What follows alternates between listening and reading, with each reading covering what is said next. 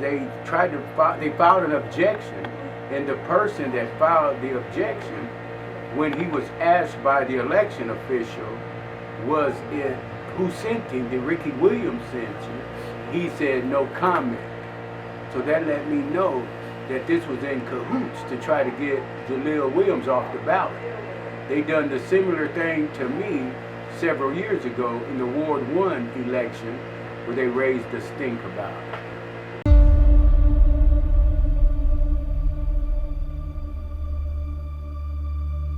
Today we got a very special guest that I'm going to be interviewing here at Tom Hightower's Detailing. I think it's pretty obvious who the person is, but I'll let him introduce himself so you can get to know him better yourself. Can you tell the people, for those that aren't aware of who you are, and a little bit about yourself? I'm Alderman Hightower. I'm Pastor Hightower.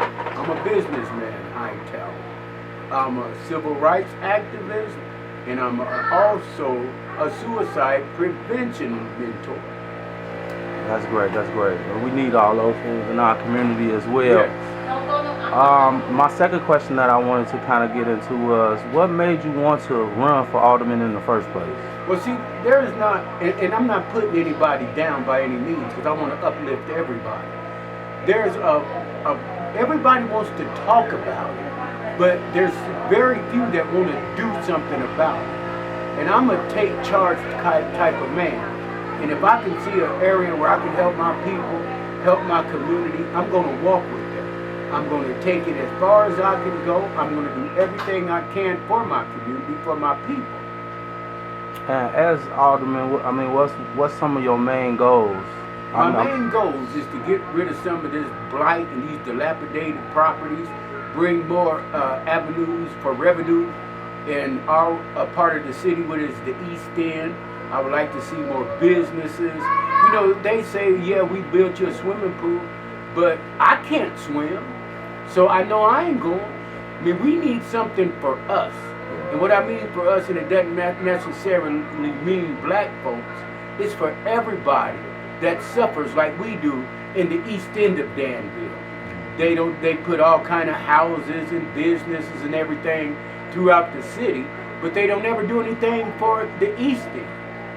There's several black people that live up north and stuff, and that's great. But the majority of us live in the East End. We have no representation. We don't have nobody to speak up, and I wanted to be that voice. And now that I'm that voice, they can't handle it. Because that's one thing about me. I will never change. I'm true to the game for life. And I'm going to stand up for our people. I'm going to make sure we have a voice. I was tired of how the police treat us. They treat everybody that's like us as a second-class citizen. And I'm not standing for it. I won't stand for it. I'll die for it. And I heard that. And that's why more of us need to rally behind what you are doing, because it takes a village, as we all know. Yes, it does. But just mentioning those things, I have noticed that as well. You know, being not a born Danville native, I'm from Chicago, of course, but I have been coming down to Danville since I was about 4 years old.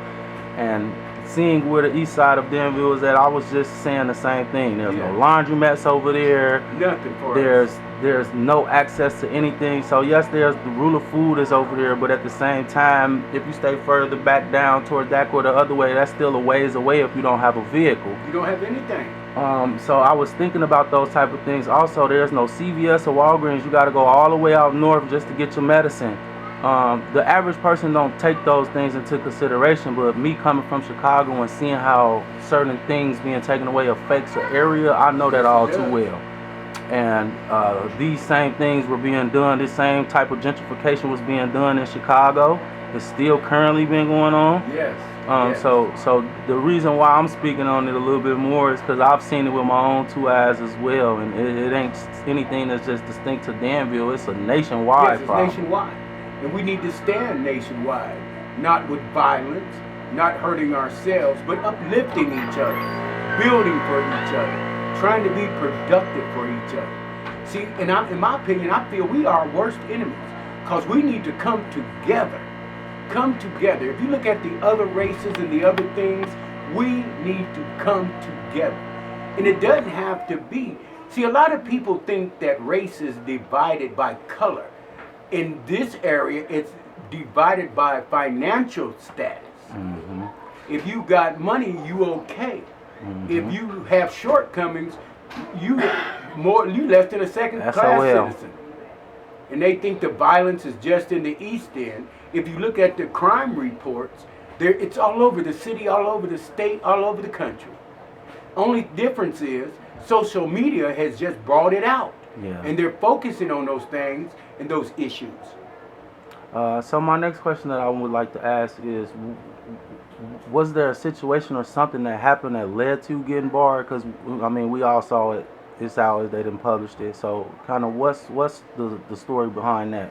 The real deal on the situation is, you know, there was one of the representatives from the city came down to my business. I wasn't here, but my daughter and my son was here. And they were washing their personal vehicles. And he had the nerve to get in my daughter's face and push her around. I'm a real dad. I'm a real man. And I'm sure the majority of us will agree. You get in my child's face and you're a grown man, you're going to deal with the daddy. And if you're a grown woman, you're going to deal with the mama. And that's just how that cookie crumbles. You don't get in a real man's face, push him around, call him a nigga. How dare you? You know, especially if you're true to the game, what's going to happen. Yeah. It's going to be frustration. It's going to be a misunderstanding. But that's one thing about it. You don't mess with nobody's kids. You don't do that. No. Everybody knows that rule.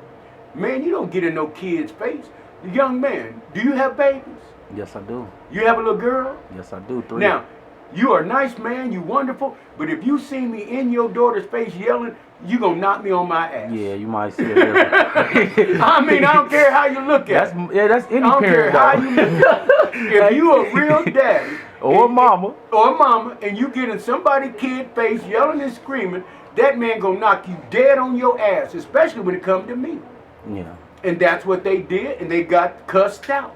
So do you feel like it was something that was targeted, or? You know, when it comes to targeting, and I'm one of the last people to throw my race card out.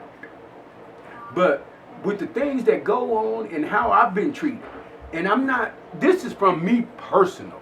You know, young brother, it was more personal than business. Mm-hmm. Because, you know, I'm sure I'm like a whole lot of folks, but in my old age, I done calmed it down. You know, don't step to me with, you know, bass in your voice if you don't want nothing back. Yeah. You know, you don't step to a real man. A real man, true to the game, you don't step to him unless you want something. And they've been looking for it. You know, this has been bottled up for me for years. There's been times where the police has came to my house and said, nigga, leave this house. And won't you quit messing with that trashy ass white bitch. All them kind of things. See, I have suppressed this for years. This has been bottled up inside of me like a lion trapped inside of a cage. And then when they pushed the button, they got what they were looking for. Yeah. And see, the real deal, what I think it is, they're afraid for a man to stand up. Upright man, especially being black. That's what I feel. Yeah, and I kind of see that sentiment as well. Because have you noticed, anytime a black person gets stopped in Danville, Illinois, do you see what happens to them? They get plastered all over the page. Yeah, and Police page, there's scanner drug page. dogs, there's all kind of stuff. Yeah. And they did that to me on September the 14th. I'm sorry, September the 17th. They done it to me. And they didn't like what happened. And I filed a report. Nothing was done. I tried to talk to the city attorney. I tried to talk to the mayor. And Sandra Finch, they fired her, and she was black because she stood ground. She didn't let them run over them. If they can run over you, you're their best friend. But if you stand up for what's right and stand up for your community, it's a misunderstanding. And they push the button because, you know, that's one thing about it. It's truth and honesty in the game. Yeah. You have to be true, loyal, and honesty. They voided all of those things, and hey, that's the rules. That's the rules that we grew up by, and that's the rule that should be the rule of the world. Treat everybody the way you want to be treated. Indeed. Yes. And I guess my question is, how did that altercation lead to you being barred? If is that two totally separate things? No. It built up. Oh, okay. It's build up.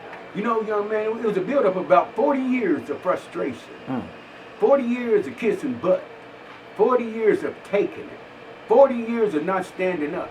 I've watched my friends get beat up. I watched they beat me up. I've seen the different things that happen to the black families around Danville and the poor white families, and they're horrible to Mexicans. I witnessed them disrespect the Mexican police officer in my face, calling him spicks and all kind of stuff. But I'm sure he won't say anything because of he's getting paid.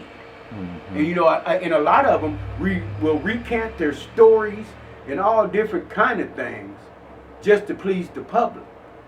And I'm like this, you know, you don't walk up on me unless you want it to get what you're gonna get. You don't walk up on a real man. You don't disrespect a real man. No, you don't. You treat that person the way you want to be treated. These are all facts. So do you feel like with everything that's going on right now, where does that leave you at? I'm in a position right now. I'm going to stand for my community. I'm never going to quit. They're going to have to put me out. And that's what they want to do. They didn't want me to win the seat anyway. They tried all kind of things to keep me out of the seat. They tried bringing up old bills, thinking I didn't have the money to pay it. And I wanted to make a payment agreement, and everybody said it was fine. So when it's time for the paperwork to get signed, to take it to my attorney, there's no paperwork available. There's nothing. We don't know what you're talking about. And like I told them, and I'll say it right here on the camera, I told them, I didn't cuss them, I didn't cuss the women. I just told them this shit is fucked up. And I said, I don't give two fucks how anybody takes it. Is there a certain place you have to take that paperwork when you're filling those things out? What's that place that you gotta go? Is you it take downtown? it upstairs to the legal department. Okay. In the legal department, everybody is paid by the city. Okay.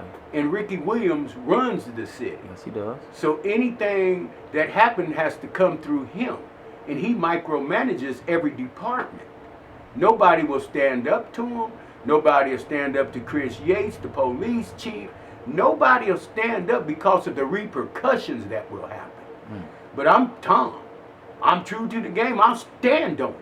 Yeah. Nothing's wrong with that. So, with that being said, at that note, then you probably don't have a great relationship with the mayor? No. Okay. No. We had a nice relationship until, excuse me, until he showed his true colors. He's black when it's convenient for him. When he makes an appearance to the black events and stuff, he's black. Blacker than the Ace of Spades. But when it comes to reality, they say they read the report and they seen the video. They seen the things from their perspective, not from the truth. And I believe that, you know, I speak the truth. You know, if it's good or bad, it didn't make a difference. The truth is the truth, and they're not truthful and honest. You feel like there's a level of corruption going on in it? That's a very hard question. Because we've been seeing a lot of things come out with politicians as of late, and a lot of people are speaking out and being truth tellers in this time, especially in this year. We've had a lot of people come out and actually stand up and be bold and speak about some of the things that were hush-hush, or what we would say is conspiracy theory, or whatever you would want to call it.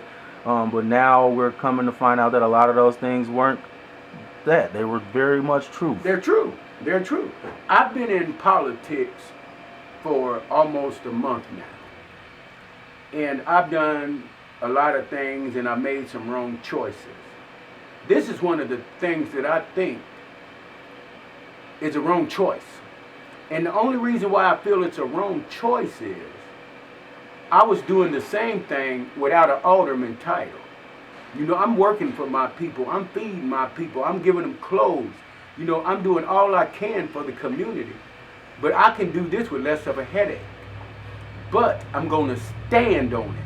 I'm standing up for my people. I'm standing on it. When I go down, I'm thinking there's a lot of people that'll bring me up. Because I feel like there's a conspiracy to remove me from office. Sure I do.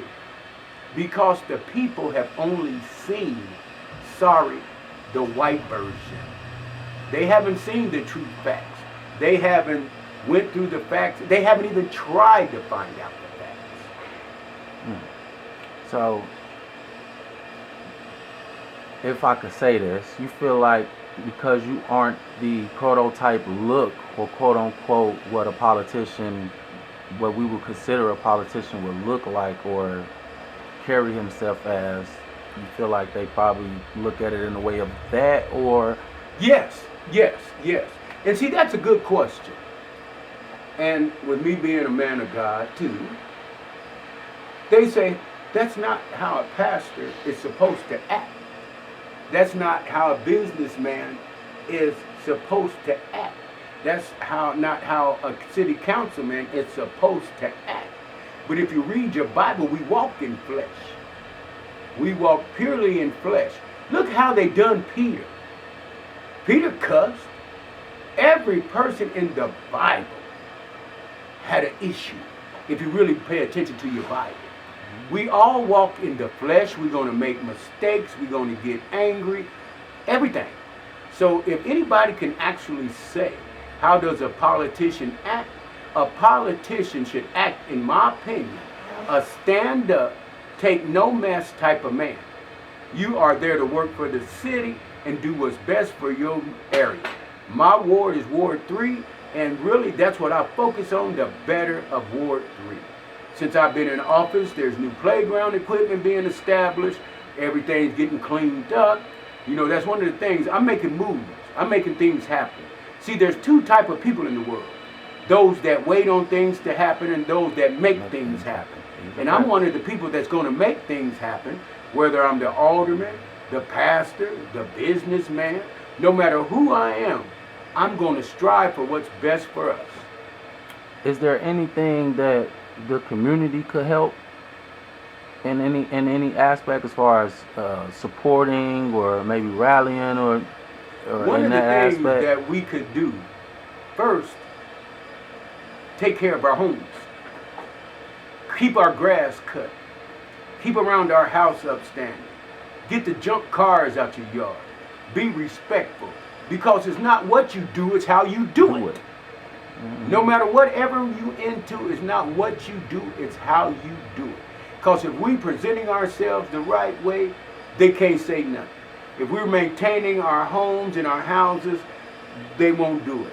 See, and you got to police your own neighborhood. And what I mean by that is, there's something going on in your neighborhood, speak on it. Speak on it. If you feel you're going to have repercussion or this person going to do this, don't never snitch. Snitch on the situation if you're going to tell something. Never snitch. Stay true to the game. But we just have to come together as a black community. And don't take this the wrong way. Nobody. Financially strapped community. We have to come together like in the olden days. Have our own stuff. Get our stuff together. If I don't know how many black people in this town can attest to it. But when we start a business, there's a million hoops to jump through. Yeah. We got to do this. We got to do that. So many people get frustrated and leave. Some people get angry and just walk away. I'm one of the ones that I'm too old for physical violence, but I'm sure it's gonna cuss you out and tell you about yourself. We call it checking a person back in our day. Because like I said, that's just like talking to a baby. You keep telling that baby over and over how things are, eventually you're going to have to tap at that booty. And that cussing out gets their attention. It might offend somebody. Like I said, they barred me out of City Hall, Public Works, it barred me out the police station. Barring you does what to hinder your process, though? Nothing. So what is the barring even for? So I just don't come up on the property. I still go to my council meetings. I'm still on the committee. I still got votes. They can't stop that because I'm an elected official. Mm-hmm. And see, that's one of the reasons I wanted to become an elected official, young man, so I can tell them. Yeah. But where I messed up at, and I'll be the first to say I messed up. I went. Because I was just saying they were pretty loud about putting that out there, and I noticed that. And it wasn't them. I know the newspapers, once they get a hold of it, they could publish whatever from that standpoint. That was you? That was me. Oh, okay, well, look at that. That was me. You want the world to know. That's right. Ain't nothing wrong with that, though. Transparent. Now you messed me up a little bit because the way that they was posting it, I'm like, man, what they trying to say? Like Tom ran in there finna blow the spot up or something. But you just want the attention to be on what's actually going on. Right. In a sense. And there's nothing going on. And see, and I think what the real problem was, I took it personal. Okay. You know, the rules are strictly business, never personal. I took it personal because they got in my daughter's face, they got in my son's face. Hell, he even talked bad to my wife. Now, when you cross them three people, I don't care who you are, where you come from, I'm coming to see you. Yeah. And I'm not coming to see you in a nice way. Yeah. I'm not saying I'm coming with violence and all that. But we're going to talk about this situation, and I'm pretty sure it's going to get a little funky. I could see that and understand that, especially being see, a lot of people think that them folks put it out there. Them folks was moving in silence. I put it out there. Like I told you, I ain't got nothing to hide. Yeah. I told them straight up, yeah, I cussed them out. I sure did. That is different, but I think what a lot of people are coming over is the transparency that you do have with being honest. Like at this point, that's all we want. I'm telling it like it is. Tell it like it is and leave it at that. If we gonna get sold out, tell us at least so we can prepare for it. Now there is one thing. There's one thing that I won't speak on. It's called closed sessions. Now, when we go into private chambers, I can't talk about that, nor will I, because that's like, street rules. Yeah. Keep it to yourself. Keep it to yourself. We know. Don't be telling everybody business. Those are some rules that with the city, and I will stand on those. I will never tell if they ask me not to tell. But if it's in the best interest of this community and what's going on, and for the better of the community, I have no problem telling. I will tell it straight up, good or bad.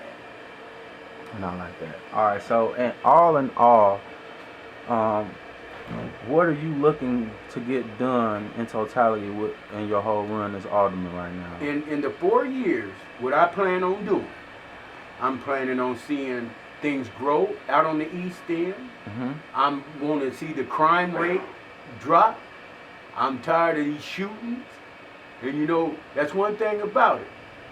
Any man can pick up a gun. Yeah. But it take a real man to put it down. These are facts. And put that gun down and stop the violence. I want to be able for the people in the community to be able to walk with the kids down the street and not hear gunshots or, misunderstandings. I want peace in the valley. I want happiness. I want to restore the joy to the community. We have no joy anymore. I want to be able to go past your house and say, hey, brother, do you need me to help you cut the grass? And yes, make it happy again. Reestablish the true joy. I will say this. It has been like a saddened cloud over the town as far as, because everything that I used to experience here in the town outside with us together, a lot of the times Bobo was there. Yes. And those type of people were there. Yes. And now that those people have transitioned, I'm not going to say that nobody stepped up and kind of took their place, but it's just like that void is kind of missing in the community. Yes, and that's me. That's me. I want to be there. I want to be that role model. I want to be the person that the little kids can say, I want to be like Alderman Hightower. I want to make a move like Alderman Hightower. My vision is, as running, I want to educate and create more opportunities for the young ones, because this is not about me. This is not about the town. It's not about the state or the country. It's about yourself. Standing up for yours. Taking care of yours. And if everybody had that same mind frame and the same disposition, we could come together and amass a fortune.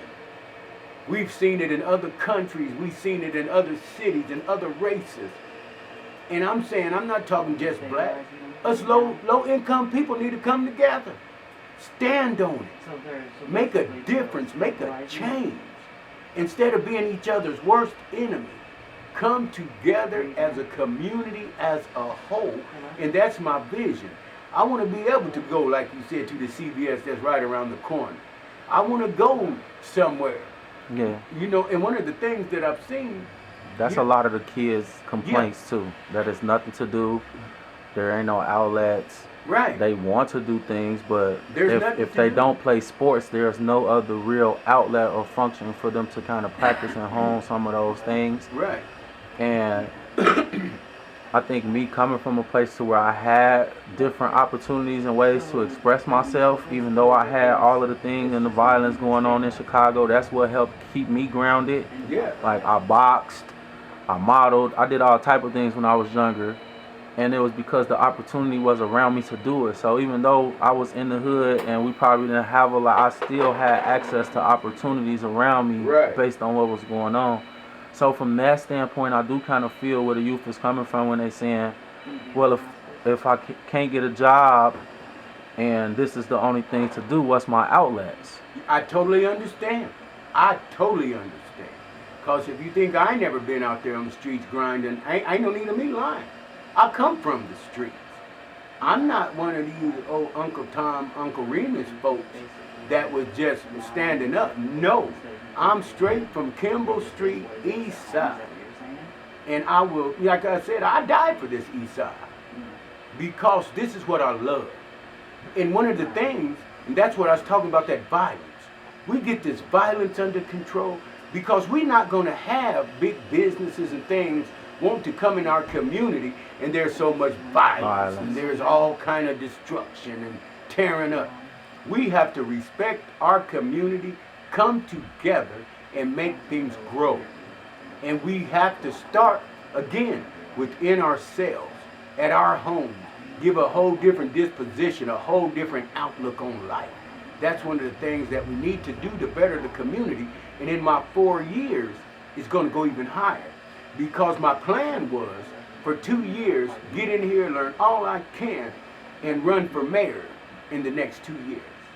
I think my run for mayor is going to be very successful because I'm going to make things happen.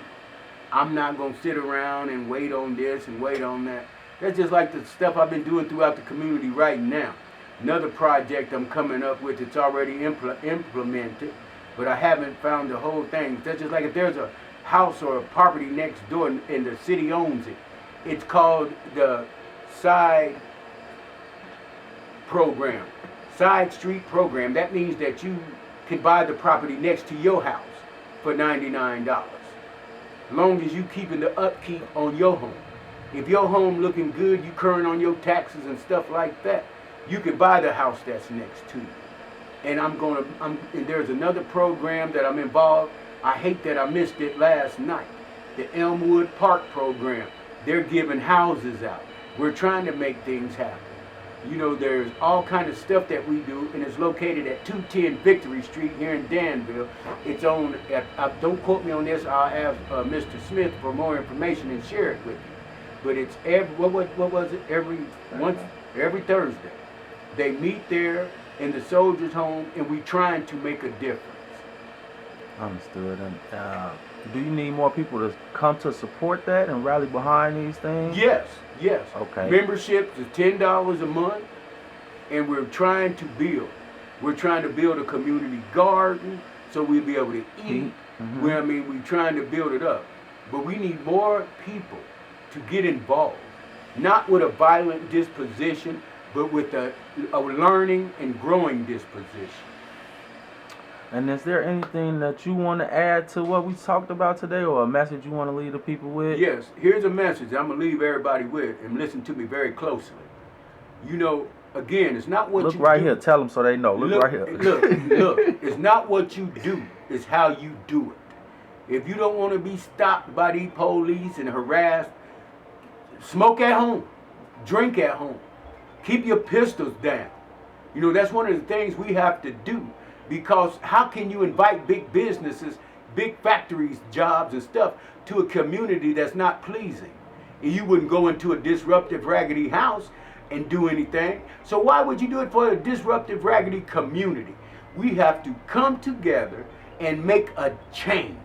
And the change, we can't say change is going to happen in 3 or 4 years. We need change to happen immediately.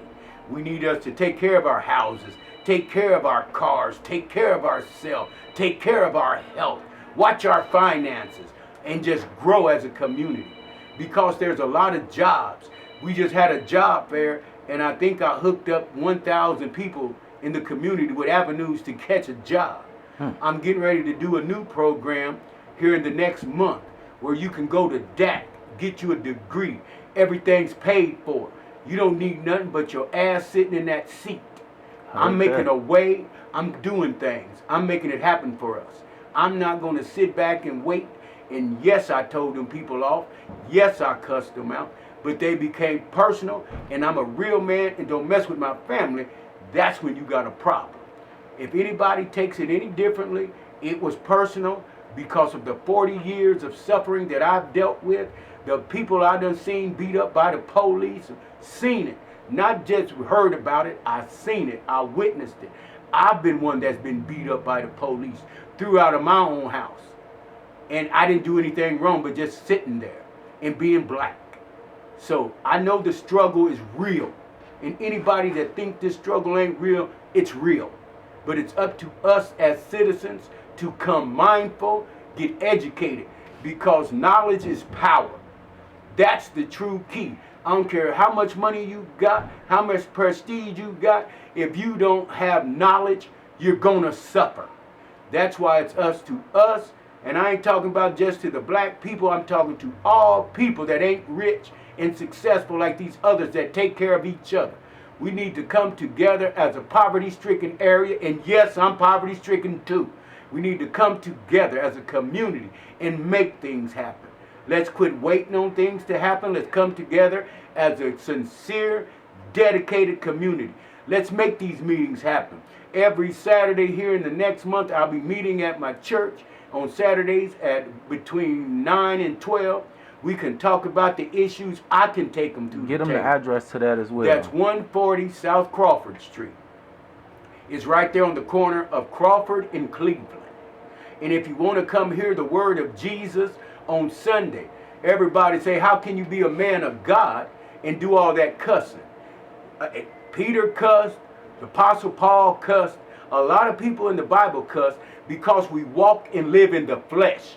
Anybody that say a preacher don't cuss or get mad, ask his wife how many times he done whooped her butt. That kind of stuff. I'm not phony, I'm straight up, and I'm true to the game for life. That's one thing about it. It ain't what you do, add God into it and make it manifest. That's the thing, and that's the key to victory. No matter what you do, you put God in it and be led by the Holy Spirit. If it's in a relationship, if it's in a business, anything. And ladies and gentlemen, family and friends, I'm going to share this with you. All of you that want to start a business, the key to a successful business, now listen, you have to have a passion for it. Just because your buddy in Chicago made $1 million, that don't mean you will. You have to have a passion. That's just me in the car wash business. I've been doing cars for 40 years because I love cars. I love seeing a clean car. I have a passion for my business. I have a passion for sharing the word of Jesus. Those are the things that drives me. And if you get in tune to the word of Jesus and add it into your mix, whatever you're doing, don't stop it. Just add God in it. Say that. Now that's a message for you right there. He dropping them jewels on y'all. But you did say something. I want to ask one last question. Of course, before we brother. wrap Ask up. any question you want to know. Right. So a lot of people, because I'm one of them people who I've been looking for different things to try to make happen here in the town. But what I'm hearing is it's hard to bring something here to the town. And you kind of touched on it smallly. Yes, very hard. But that's a question that I want to ask. Like, how would a business owner, if we wanted to get something going on the east side, how would we be able to even get that pushed through if Ricky's not allowing anybody to build out there? There's organization. It's called the Vermilion Advantage. You know, just talking about it, you have to have a business plan. You can go on online and get you a simple business plan form, and you follow that to the T. You don't just think, okay, I'm gonna open up a restaurant, because there's city, state, federal things that you have to have done. And that's the way to go. And the Vermilion Advantage is located in Town Center. They're very friendly, they're very wonderful. They want to see that things grow, and they want to see us prosper.